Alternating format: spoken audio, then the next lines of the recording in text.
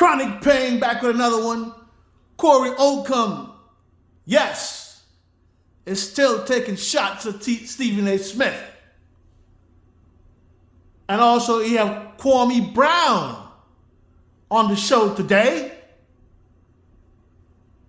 giving his opinion as well. This one is going to be very interesting, folks. Let's take a listen.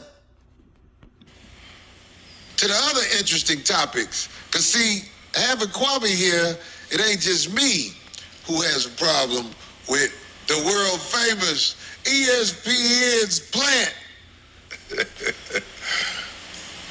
That man scored 57 points in one game. What he said, it's 51 or 57. He scored 17 threes. Well, we knew that was a lie. Look, let me tell you something, man. We talking about the brother Stephen A.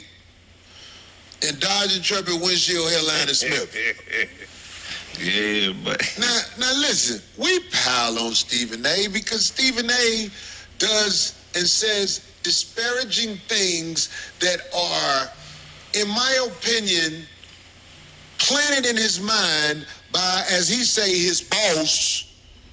And when he speaks the words of his boss gets to throw darts at my people without having to do it as a Caucasian male.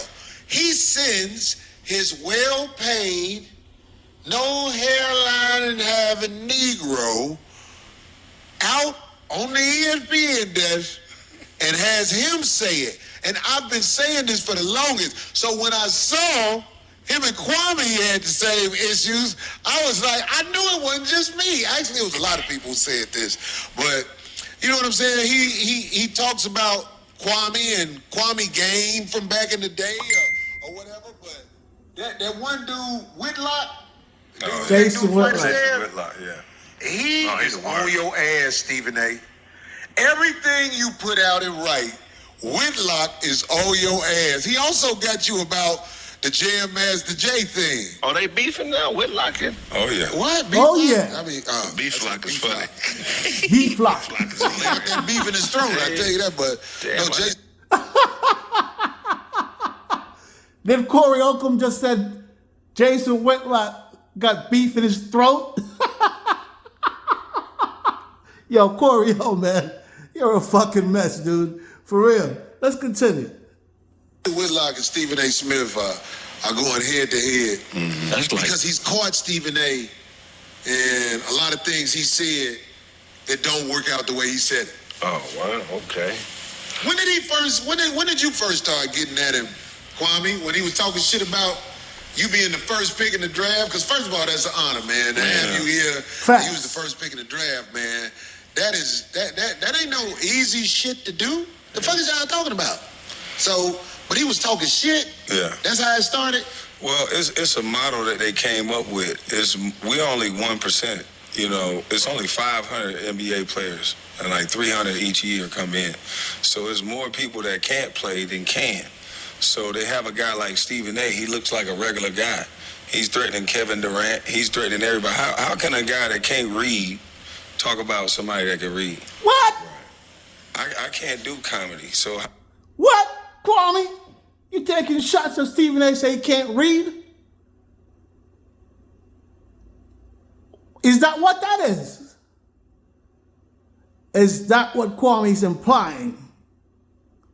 I don't know. I'll just read between the lines. Let's continue. how can I judge your comedy? You know what I mean? If I can't box, I can't fight. How can I judge a fighter? But he spoke towards the guy that can't do. That's what he does. It's more people that want to just, talk about athletes, the dumb jocks, than it is actual jocks. Yeah, I got to tell you, when you say that, it makes me think of that one dude on ESPN who has been given a job to talk about the NBA. And I think his name is Wendy. This is a 12 sandwich eating motherfucker, like Eddie Murphy said. I can't believe they have football analysts. That's they got the LeBron girl who boy. looked like Michael Strahan with a wig on. Yeah. I can't think of her name right now. But ESPN is so... Hey, Corey, man, come on, man. Don't do my girl like that, man. God damn, she's been doing football for a long time. And she has been doing a hell of a job. Is it because she has that gap tooth? What's her name, Pam something? Corey, come on, man. Says she look like Michael Strahan with a wig on. Yo, you shot the fuck out, Corey. So cocky. They have people who have absolutely no knowledge except for fandom, speaking on sports as if they're critically analyzing what's happening. This dude named Wendy, I think that's his name. Is it Brian Windhurst or something like that? Windhurst, yeah. The fair white dude. That's LeBron's boy. That's LeBron. LeBron. Yeah, that girl name is Pam Oliver, the one that does the NFL. Pam Oliver. She's a veteran, Corey. Come on, man. Show some respect to the vet. I can't believe you say that. I can't believe you say that, bro. She looked like Michael Strahan with a wig on. Corey, you shot the fuck out. But today, on Club Shay Shay, they had someone on, and I tell you, this dude, he went at Corey Holcomb. Yeah, he did. This dude went at Corey Holcomb today on Club Shay Shay. I'm going to see if I can play some of it.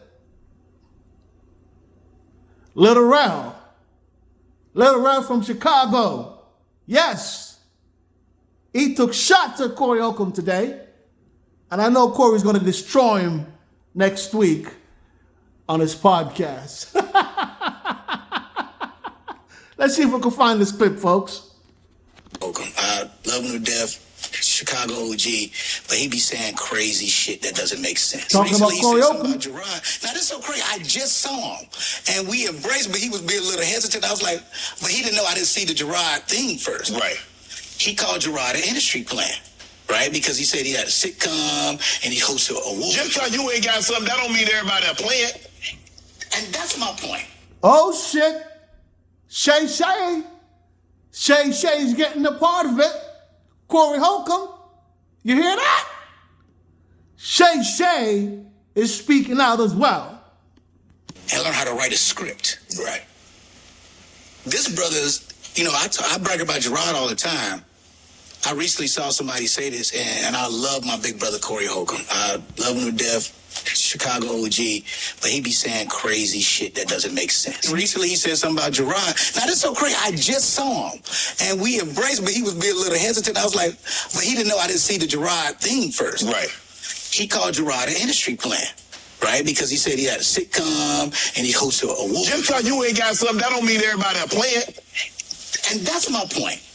You call, I got a little upset about it because I'm like, well, I've seen Gerard. I did Carmichael show with Gerard. Mm-hmm. Every single night, take that script home. After he leaves the writer's room with the writers, he took it home personally. Stayed up to about 5, 6 in the morning. Had to meet us all on set at 7:30 to rehearse it. That's work ethic. You know how people have success like that? Because they really put the work in. You're absolutely right. They fucking put the work in. And I know a lot of cats, I know you're not putting in that type of work. I love you to death, but you're not. And it's easy to say, hey, this person did it this easy route and did all this other shit because you don't know their work ethic. Right. You can't talk about you write and do all this shit. It's funny because I'm watching it from this older generation. Everybody's like, yeah, I was offered this movie, but then they wanted me. Which movie was it? So I can see stop this shit. Mm-hmm. Because some of us just work our ass off. Right. Like, even just hearing Cat hear all the things They work their ass off. You hear that, Corey? I don't know if that's the meaning for Backdorian, but Little Rel said some of them work their ass off. Don't know what he means by that, but yes, Corey, Little Rel from Chicago, your Chi-Town native, just took some shots at you on Club Shay Shay. It's going to be interesting to hear what you have to say about Lil Rel? Are you going to say he's mild, like Darnell? Or you're going to use other words to describe Lil Rel? I can't wait to hear what Corey has to say about this Club Shay Shay and Lil Rel interview and how Lil Rel taking shots at Corey Holcomb is Chicago native. What say you, folks? Let me know what you think in the comment section. Chronic Pain, the Inner Demon. Like, share, subscribe to the machine. One love. Peace, everybody.